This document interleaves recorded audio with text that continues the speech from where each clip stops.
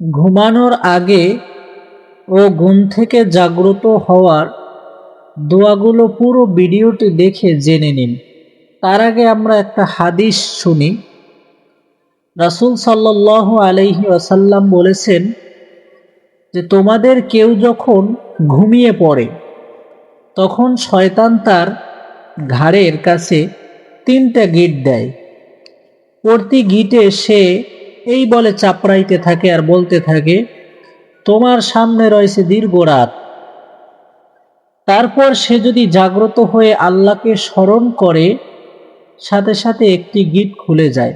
যখন সে দোয়া পড়ে সাথে সাথে একটি গিঁট খুলে যায়। পরে উজু করলে আর একটি গিঁট খুলে যায়। তারপরে যখন নামাজে দাঁড়ানোর সাথে সাথে আর একটি গিঁট খুলে যায়।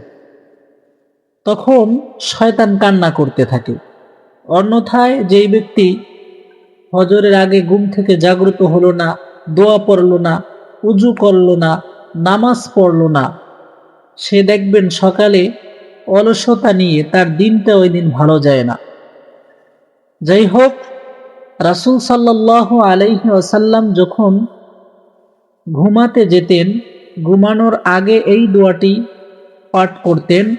দোয়াটি হলো, আল্লাহুম্মা বিসমিকা আমুতু ওয়া আহইয়া। অর্থ, হে আল্লাহ, আমি তোমারই নামে মৃত্যুবরণ করি, আবার তোমারই নামে জীবিত হই। আবার যখন ঘুম থেকে জাগ্রত হতেন তখন রাসূল সাল্লাল্লাহু আলাইহি ওয়াসাল্লাম এই দোয়াটি পাঠ করতেন। দোয়াটি হলো, আলহামদুলিল্লাহিল্লাযী আহইয়ানা বা'দামা আমাতানা ওয়া ইলাইহিন নুশুর। আমি দোয়াটি আবার বলতেছি, আলহামদুলিল্লাহিল্লাযী আহইয়ানা বা'দামা আমাতানা ওয়া ইলাইহিন নুশুর। অর্থ, সমস্ত প্রশংসা সেই আল্লাহর, যিনি আমাকে ঘুম তো মৃত্যুর মতন এই ঘুম থেকে জীবিত করেছেন, আবার একদিন তারই কাছে যেতে হবে।